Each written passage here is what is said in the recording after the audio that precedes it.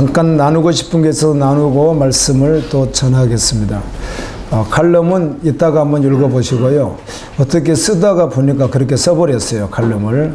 그래서 내가 써놓고도 지울까 놔둘까 하다가 그냥 고백이니까 써놓자 하고 써놨는데요. 이따가 한번 읽어보세요. 그걸 보고 실망하지 마시라고 제가 이렇게 하는 거예요. 그 내용이 무엇인가 하면 어떤 목회자가 은퇴를 하면서 생각을 해봤답니다. 나를 위해서 죽어줄 교인들이 있을까 이렇게 생각해봤답니다. 이 목회자가 나를 위해서 죽어줄 교인이 있을까 이런 생각을 해봤대요. 생각을 해보니까 마음이 무거워지더랍니다. 과연 그런 분이 있을까 이런 생각이 들더래요. 그건 무슨 말인가 하면 그러면서 그럼 나는 목회를 바로 했는가 그런 후회하는 마음이 그 마음에 있더랍니다. 네, 그것도 생각해 보면서요. 우리가 성경에 보면 갈라디아 교인들이 바울을 위하여 무엇을 빼주고 싶었다고 하죠? 눈을 빼주고 싶었다고 그래요. 아마 이런 것들을 생각해 볼 때 바울이 눈이 굉장히 나빴다 이렇게 그렇게 한번 생각할 수 있는 말씀이거든요.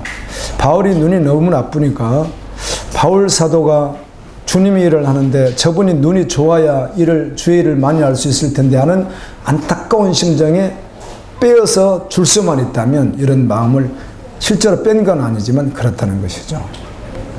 그런데 갈라디아 교인들은 그런 마음을 가졌다고 한다면 바울은 갈라디아 교회를 향한 어떤 마음을 가지고 있나요? 예, 바울은 그 갈라디아 교회 성도를 위해서 자기 심장을 꺼내서 줄 수 있는 믿음의 사람이었다는 것이죠. 우리 예수님은 우리에게 눈 하나, 눈 두 개 빼주신 것도 아니고요. 우리에게 심장 하나 이식해 주신 것도 아니죠. 그분은 우리를 위해서 생명을 주신 분이고 대신 죽어주신 분입니다. 그래서 저에게 한번 생각하게 했습니다. 너가 주의 종이며 주님을 따른다고 말하고 십자가 길을 따른다고 말하고 하나님 일이 되어 네가 먼저 죽는다고 말하고 그런 말들은 기도하면서도 많이 하고 고백은 많이 하는데 실제로 너는 그렇게 할 수 있겠느냐 이렇게 주님이 묻길래 대답 안 하면 안 됩니까 주님? 꼭 이걸 물으셔가지고 저를 이렇게 곤란하게 만드십니까? 이런 생각이 있었지만 그래서 쓰다가 몇 번 지웠어요. 쓸까만 그다 쓰다가 그냥 고백이니까 쓰자고 쓴 것인데 사실은 예수님을 믿는다고 말하면서 우리가 수많은 고백을 하지만 그 고백과는 전혀 현실에서는 동떨어지게 살아갈 수 있겠다는 생각을 해보면서 얼마나 그렇다면 내가 믿는 복음이 완전한 복음인가? 내가 정말 그렇게 믿는 사람인가? 이런 것에 대해서 한번 생각해 보면서 그런데 비장한 각오로 이제라도 주님 상황이 주어지면 당연히 그렇게 해야 되는 것 아니겠습니까? 예수님을 믿는 사람이고 목회자로 부름받아 사역을 한다면 그 당연한 것 아니겠습니까? 그런데 실제가 됐을 때는 내가 한 발자로 빼지 않을까 하는 생각도 해보면서 그러나 당연히 성도를 위해서 죽을 일이 있으면 죽어야 되지 않겠습니까? 그런 고백은 사실 해야만 되고 또 그런 상황이면 그렇게 해야만 되는 것 아니겠어요? 아멘. 그래서 그렇게 고백은 일단 했습니다. 그다음 지금 성도들에게 특별히 저는 영의 식사를 늘 어떻게 해요? 준비하는 사람이고 준비해서 먹이는 사람이죠. 엄마가 자녀들에게 밥을 지어서 먹이는 것과 같이 이렇게 영양식을 먹일 때 어떤 자세로 해야 되겠는가 또 한번 생각해 봤고요. 어떻게 지체 한 영혼을 해서 기도해야 되겠는가 그리고 어떻게 사랑해야 되겠는가 어떤 중심이 내가 정말 주님의 마음이겠는가 주님의 심장을 가진 것이겠는가를 고민하면서 그러면서 또 한편으로 이런 생각이 들어요. 너 그렇게 칼럼 써놓고 고백해 놓고 이번 주간에 진짜 그런 일로 일어나면 너 어떡하려고 그래? 이런 이제 섬찟한 생각에 잠깐 스치고 가는 거죠. 진짜 이번 주간에 성도가 죽을 일이 진짜로 생겼는데 네가 대신 죽어야 될 일이 생긴다면 그런 것이죠.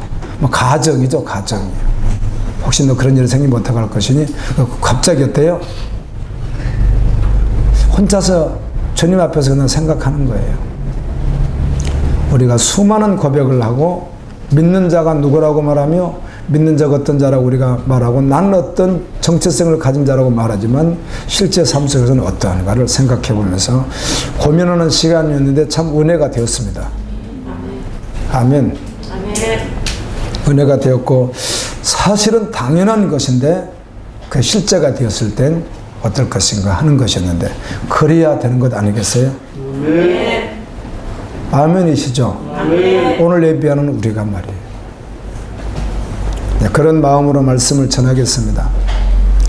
요한계시록 9장은 요한계시록 1장 1절에서 말했듯이 하나님의 계시를 그리스도에게, 그 그리스도의 계시를 천사들에게, 그 천사들은 요한에게, 요한은 오늘 기록에서 오늘 우리에게 이렇게 주는 말씀인데 영원한 말씀입니다. 시제가 있습니다. 이게 과거인가 현재인가 미래인가는 시제가 있는데요. 요한계시록 상황을 보게 되면 2장 3장이나 이런 말씀들을 보게 되면 시제가 현재형, 과거형보단 현재형이 있고 과거에 있었던 잘못한 건 지적하지만 그리고는 대부분 다 실제로는 미래형입니다. 계시록은 미래에 일어날 일들이라는 거예요. 장차.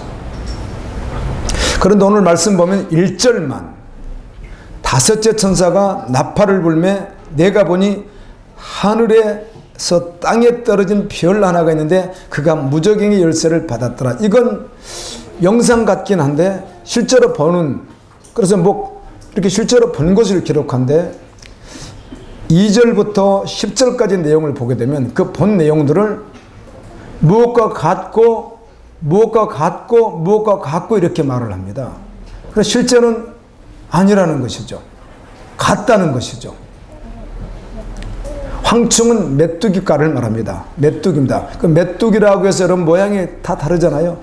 예, 뭐 우리가 많이 모르지만 메뚜기가 앞모양이 이렇게 매끈하게 이렇게 머리가 이렇게 큰 것도 있고요. 어떤 건 뾰족한 것도 있고요. 메뚜기도 각각 다릅니다. 결국은 황충은 메뚜기를 말하는데 메뚜기 모양 같다고 하는데 메뚜기 같은데 또 뭐가 같죠?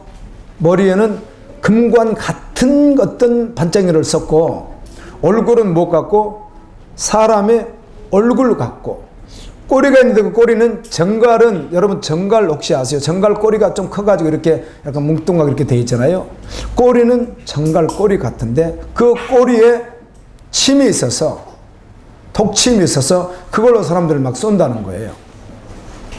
그리고 이렇게 대열을 갖추고 있는데 전쟁을 나가려고 말들이 이제 장수를 태우기도 하고 뭐 마차도 있고 하겠죠.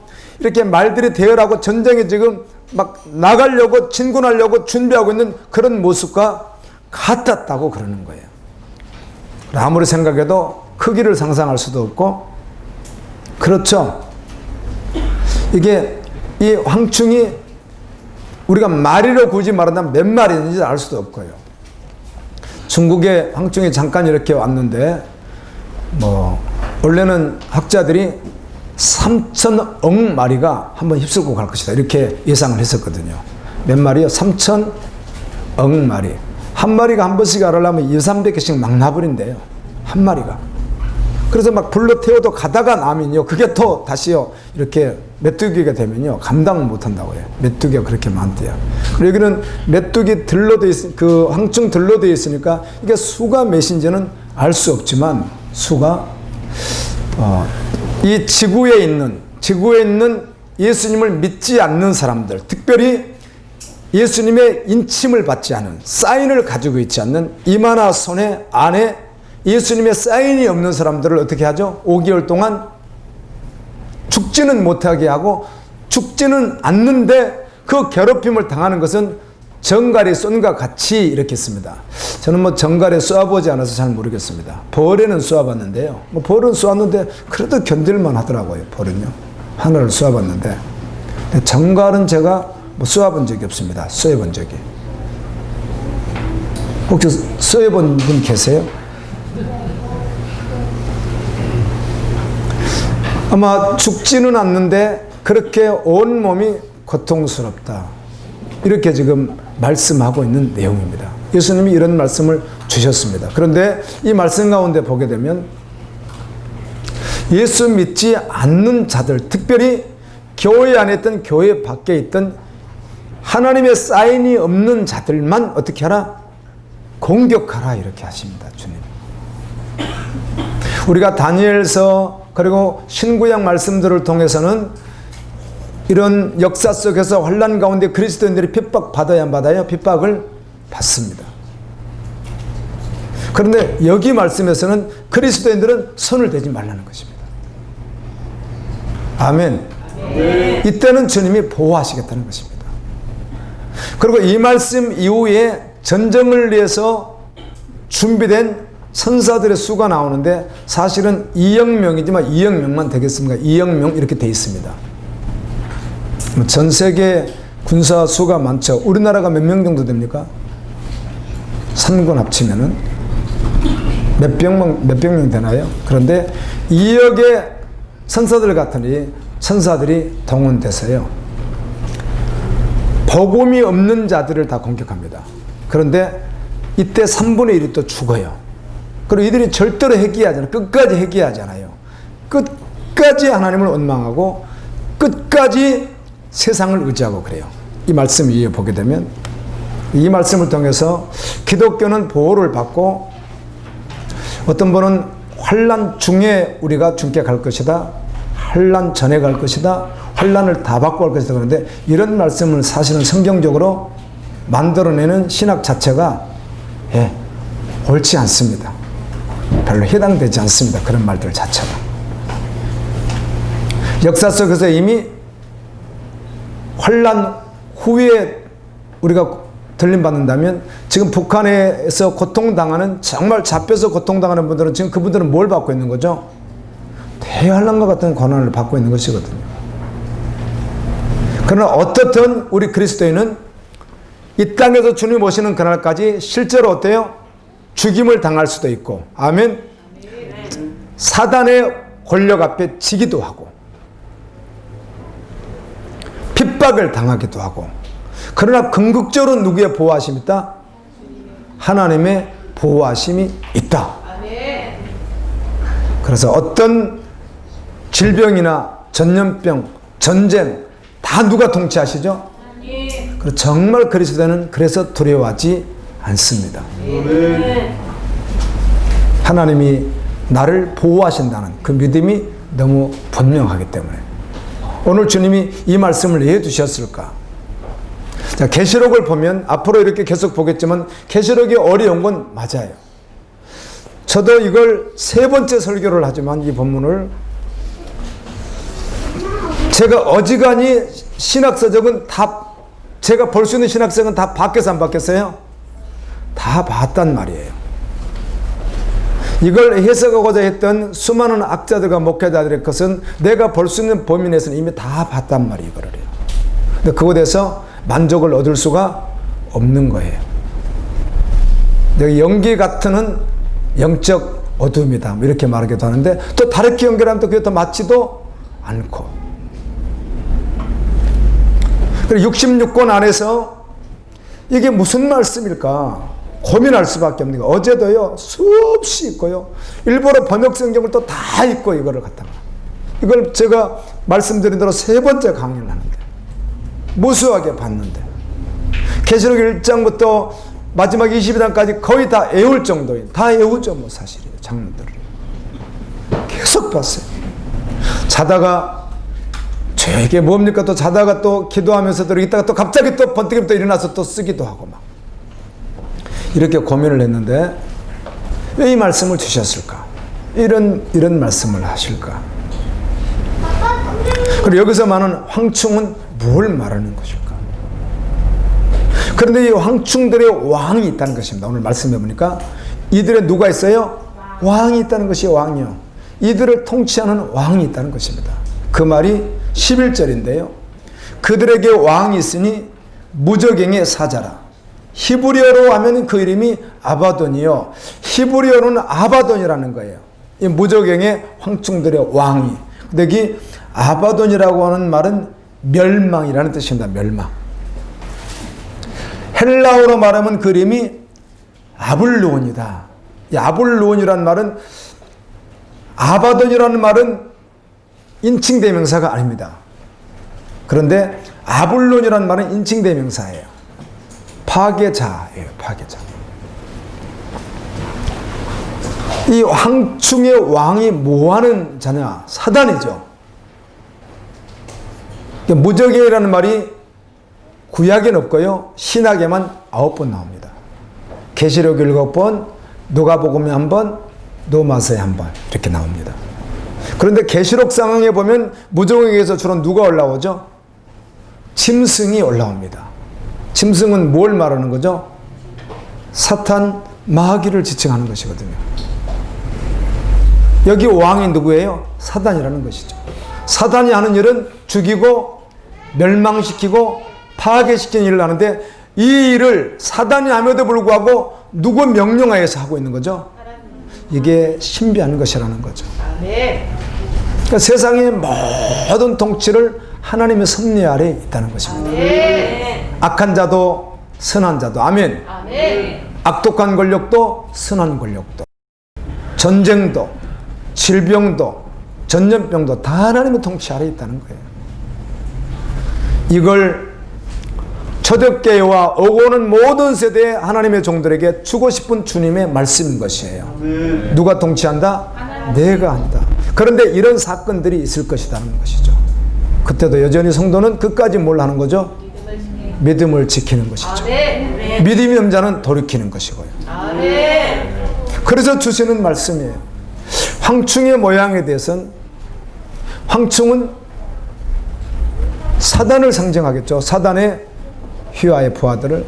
자, 이 말씀을 다니엘서 보게 되면 7장에 네 짐승이 나옵니다. 이 네 짐승도 결국 누구야? 하나님을 대적하는 자들이거든요.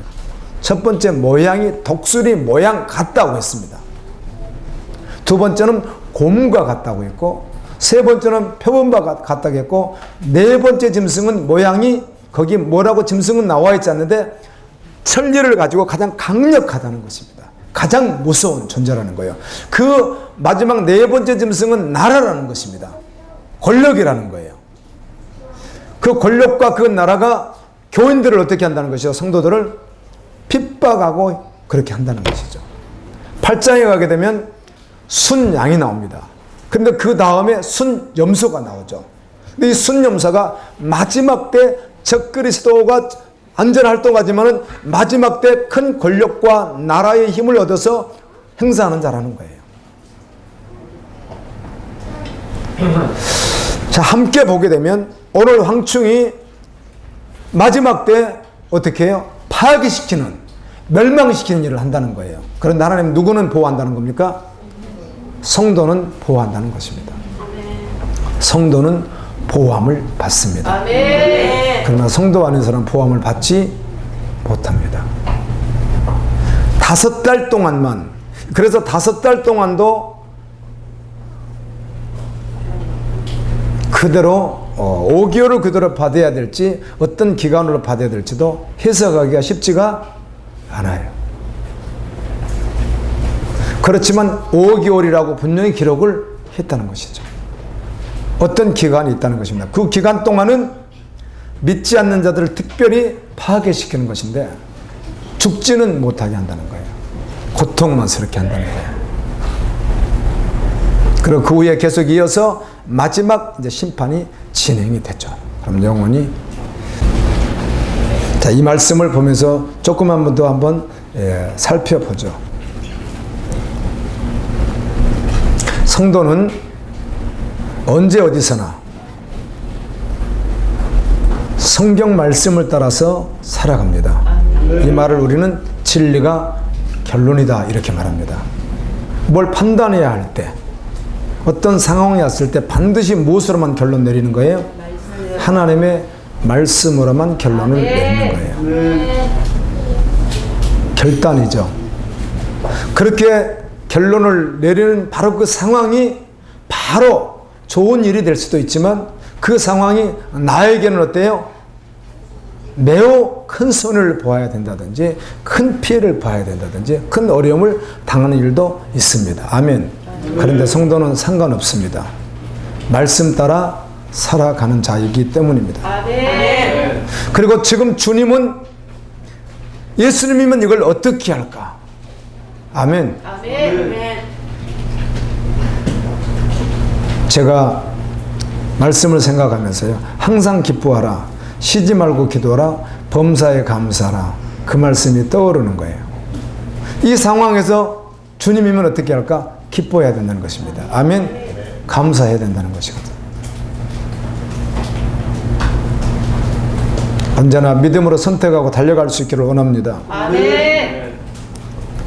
오늘 9장 1절부터 11절까지 우리가 보고 말씀을 보고 있는데요.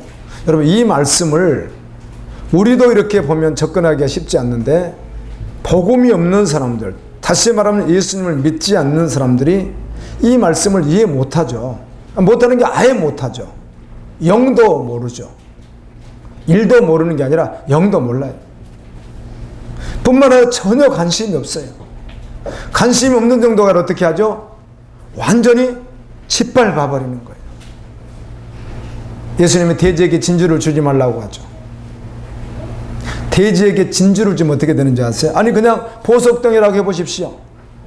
금도 뭐 큰 거 있잖아요. 금도요. 이렇게 금덩어리 큰 게 있더라고 이렇게 사각으로 되어 있는 거. 그걸 돼지에게 줘보세요. 돼지는 그걸 가지고 뭐 해요? 먹어보려고 입에 넣으면 먹을 수 있어요? 없어요? 없죠. 똥구덩이에다가 오줌 싼다 그냥 발로 차서 집어넣고 말지 그걸 뭐 하겠어요? 하나님의 말씀을 성도는 생명을 걸고 운명을 걸고 목숨을 걸고 믿음으로 가지만 믿지 않는 자들은 무시합니다. 관심도 없습니다. 전혀 상관없이 살아갑니다. 그래서 성도는 말씀을 붙들고 살아간다는 거예요. 요한계시록을 통해서 알 수 있는 것이 무엇이죠? 첫 번째 나팔이 나오죠. 나팔 오늘 보면 나팔이 있는데 그 나팔 모양은 알 수 없지만 하여튼 나팔이라고 했어요. 근데 구약 성경에 주로 나팔이 많이 나오잖아요. 나팔을 불 때가 많습니다. 그런데 그 가운데 첫 번째는 원래는 7월 1일 나팔절이 유대 달력으로 보게 되면 1월 1일 같은 날이에요. 그날이. 그러니까 신년을 알리면서 열면서 올해를 열면서 나팔을 불어요. 이렇게 공개적으로 행사처럼. 그럴 때 언제 나팔 불죠? 전쟁, 경고나팔 이럴 때 부는 거예요. 또 다양하게 부는 게 있습니다. 근데 요한계시록에 자꾸 나팔이 나왔을까? 무슨 말이죠? 구약의 처음 시작을 나팔을 불었다면 이제는 뭘 말하는 거냐? 마지막 때를 말한다는 것입니다. 아멘. 아멘. 그럼 마지막 때를 말하고 마지막 때 있을 일을 말하고 믿는 우리는 마지막 때를 준비하라고 말하는 거예요. 아멘. 나팔. 뭐 제가 어디 있는 게 아니라 그냥 말씀을 묵상하다 주님이 주신 은혜예요. 성경을 나누는 거예요. 그래서 하늘에서 내려오는 별은 천사를 말하는 것이고요.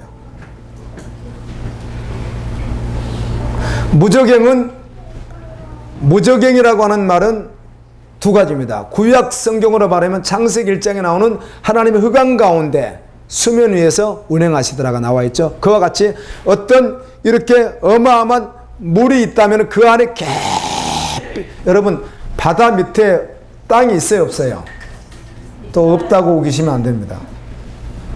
태평양 아래 땅이 있습니다. 그런 원리예요. 일종의. 있지만 그 밑에 구렁이 있는데 구덩이 있는데 다리가 닿지 않는 끝까지 내려가는 구덩이 있다는 거죠. 이런 무적이야. 근데 이 열쇠를 내려온 그 떨어진 별이 열쇠를 가지고 몰라서 그거를 열었어요. 천사가. 이 열쇠를 누구에게 받았겠어요?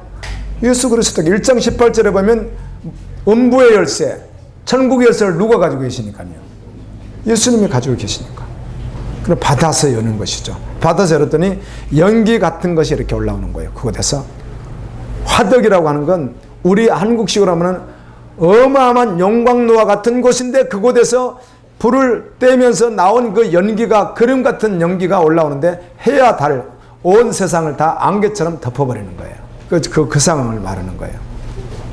이게 실제로 현상적으로 어느 시점에 그런 일이 실제로 있어서 이 세상이 새까매질지 그런 말씀으로 주신 건 아니라는 거 아시죠? 사단은 실제로 심령을 몰라고 어둡게 만들고 아멘. 찾아서 주님을 찾아가지 못하게 만들고 진리로 살아가지 못하게 혼동시키고 연기가 많고 그렇게 좌우간 곳에서 어떻게 사람이 삽니까? 질식해버리죠. 저는 그 많은 연기를 경험한 게 한 번 있습니다. 한 번 있는데 여기 한국 타이어에서 불이 제대로 한 번 났었어요. 타이어를 써놨는데 여기 바로 한국 타이어 있잖아요. 타이어를 써놨는데 밤이었어요. 밤이요. 이게 불이 났는데 여기까지 뜨거울 정도였어요. 근데 주변은 괜찮았나 모르겠어요. 일단 이 불꽃이요 어마어마하게 올라가더라고요. 그리고 나서 새까만 연기가요 타이어 몇 개가 탔는지 모르겠어요. 엄청나게 태우더라고요. 타이어를. 제가 갔던 그 몽골 있어요. 이제 내몽골도 가고 애몽골도 갔는데 이제 외몽골. 외몽골은 땅이 아마 우리나라가 지금 9만 몇 평방미터죠. 남한만 하면은요.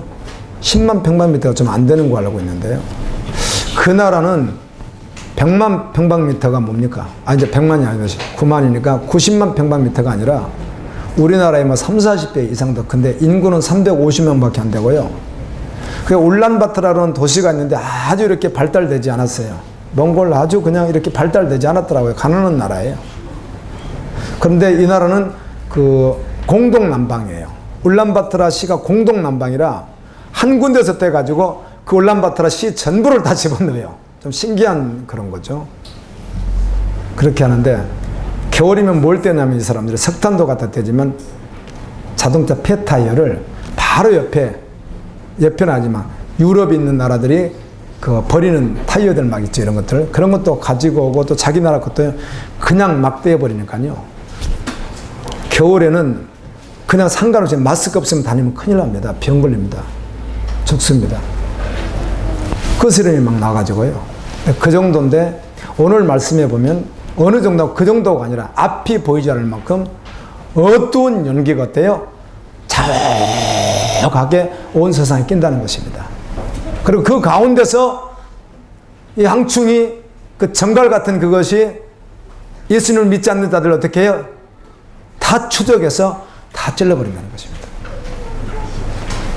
죽지 못해서 악귀비 아닌데 죽지는 못하게 한다는 것입니다. 그런데 이미 회개할 기회가 끝이 났으니까. 끝이 났어요. 해결을 해야 하지 않아요? 회개하지 않아요. 끝까지 원망하다가 마지막 심판받아 지옥 갈 때까지 회개하잖아요. 이미 구원의 문이 어떠니까 닫혀버렸기 때문에. 그러니까 성도에게만 열리는 거예요. 기적이죠. 주님은 무슨 말씀을 우리에게 주고 싶겠어요? 이런 은혜가 성도들에게 있다는 것입니다. 이런 은혜가 예수 믿는 자에게 있다는 것이에요. 전체 온 우주 만물을 통치하시는 하나님의 보호하심이 성도들에게 있다는 말씀을 하는 거예요. 그래서 이 말씀을 받은 성도는 목숨을 거는 거예요. 생명을 건다고요. 지금도 중국에서, 북한에서, 시리아, 이라크 할 것 없이 전 세계 240개국 가운데요. 아주 극심하게 핍박하는 나라가 70개국 정도 됩니다. 기독교에는.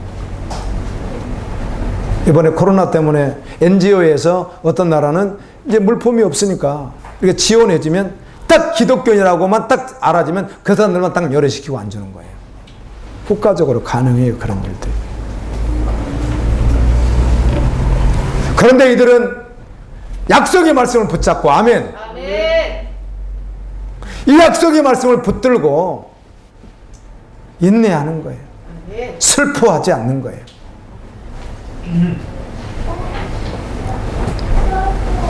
전 세계 우리가 알고 있는 곡물 창고가 있는 나라들, 그 나라는 그 곡물이 그런 나라들이 뭐 우리나라는 지금 자립하고 있는지 뭐 정확히는 잘 모르겠고요. 우리나라가 이 농촌에서 짓는 모든 것으로 우리나라가 자립하고 있는지 저는 정확히는 잘 모르겠습니다. 그런데 대체적으로 나라들은 자립하지 않는 나라들이 많이 있습니다.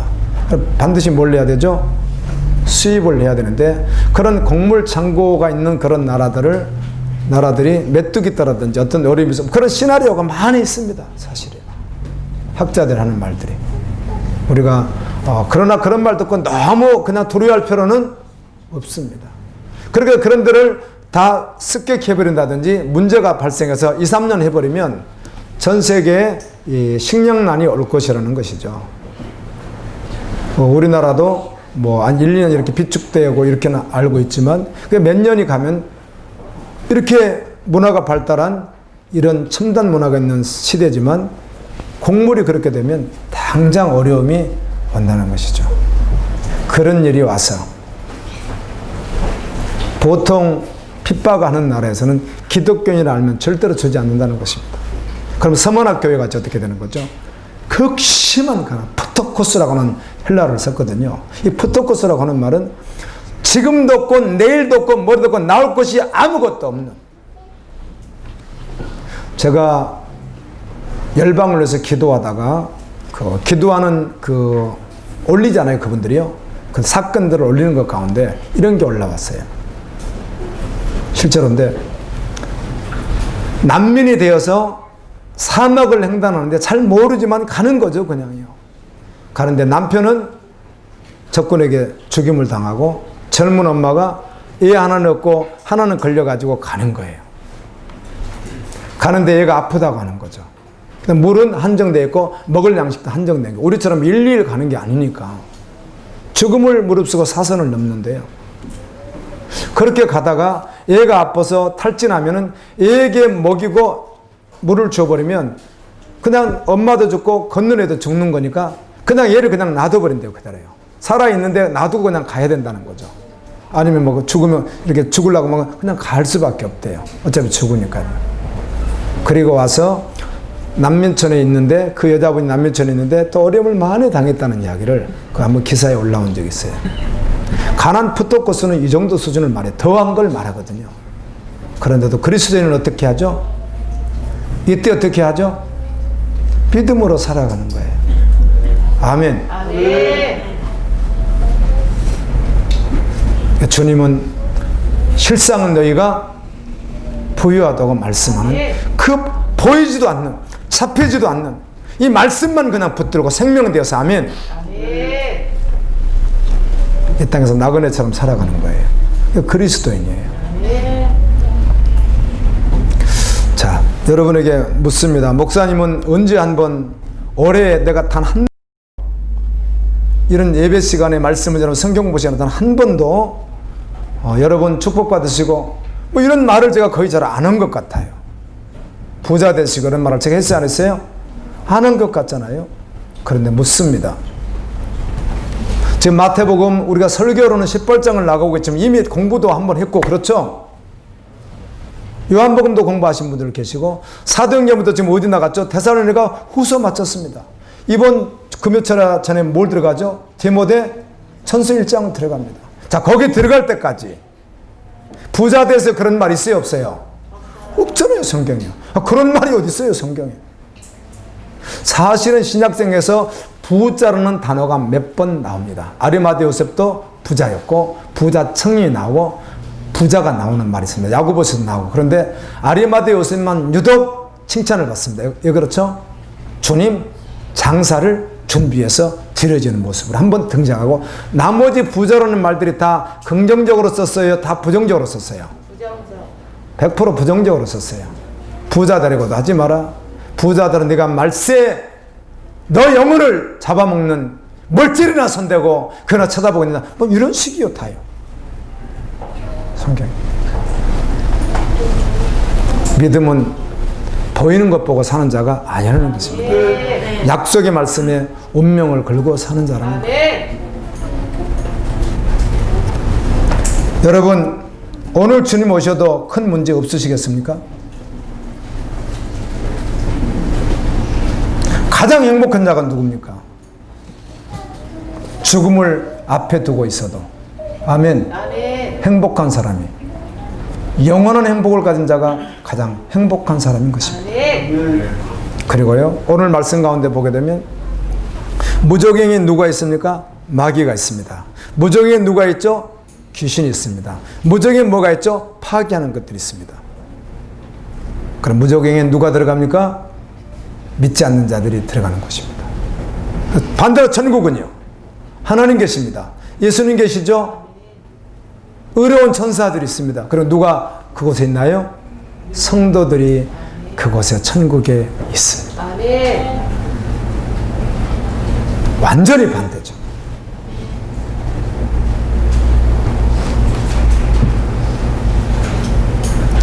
야고보서 2장 말씀을 여러분 보시면 이런 말씀이 있습니다. 혀에 대해서 말하면서 원망하고 불평하고 파괴시키는 말들 수없이 할 수 있거든요, 사람이. 그런데 이건, 이 혀는 불이라는 것입니다. 그래서 믿음으로 살지 않는 사람들은 사실은 자기 인생의 바퀴를 어떻게 해요? 불태워버리는 자들이라는 거예요. 인생의 바퀴가 불탔으니 굴러갈 수가 없는 것이죠. 그런데 이 불이 어디서 나오는 불이다? 지옥에서 나온다는 것입니다. 천국을 소유한 사람과 지옥을 소유한 사람은 그 심령도 다른 것이에요. 아멘입니다. 아멘. 성도는 이 땅에서 천국 가는 그날까지 하나님의 보호하심을 받습니다. 아멘. 여기서 보호함을 받는다는 말은 육신 하나 겨우 보호받는다, 그런 말이 아닙니다. 그래서 예수님은 너희 육신을 죽일지라도 그를 두려워하지 말라. 영과 육을 멸하는 자를 두려워하라고 말씀합니다. 성도는 어떤 상황 속에서도 복음의 증인되어 복음을 영화롭게 하며 살아가게 됩니다. 죽음을 직전에, 이제 정말 죽는 거 맞으니까 죽음을 직전에 앞두고 있는 자에게 아마 결론이 난다면 다 동일할 거라는 생각이 듭니다. 이런 것이죠. 세상의 것 사실은 헛된 것이었구나. 여러분, 지금 죽는 사람이 나는 많이 배웠어요, 못 배웠어요, 그런 게 문제가 되나요? 무슨 그게 문제가 됩니까? 그 사람 평준화 된다고 하잖아요. 배움도요, 젊을 때 배웠다 이렇게 말하지요. 나이가 벌써 90, 100살 먹으면요, 다 거기에요. 뭐 아무것도 할 수도 없고, 어때요? 대학원 졸업한 사람이나 초등학교 못 나온 사람이나 다 거기서 거기고, 애모도 어떻게 하고요? 완전 평준화. 뭐 70, 요즘에 좀 70만 넘어도 완전 평준화. 머리는 다 빠글빠글 다 똑같이 벗고 다니고요. 다 평준화. 외모도 평준화, 지식도 평준화. 내가 이 땅에서 많이 누렸던, 전혀 못 누렸던, 죽음 앞에 있는 사람은 그게 무슨 의미가 있겠어요? 다 똑같다는 것이죠. 그리고는 마지막 고백을 한다면 참 헛된 것이구나라고 고백하겠죠. 인생이나 참 헛된 것이구나. 시편 127편은 솔로몬이 기록합니다. 솔로몬이. 근데 그곳에 보면 3번 헛되다는 말이 나오는데 이렇게 되는 거죠. 여호와께서 집을 세우지 아니하시면 세우는 자의 수고가 헛되며, 여기서 집을 세운다면 집, 건물, 사업, 이걸 다 말하는 것이다. 아무리 다 해놨어도 예수님 없으면 뭐 한다는 거죠? 죽을 때 그게 무슨 의미가 있으면 죽는데. 63빌딩 100개를 가지고 있는데 내가 죽는데 그게 무슨 소용이냐고, 그게. 아무 소용도 없다는 것이에요. 그럼 헛되다는 거예요, 그러니까.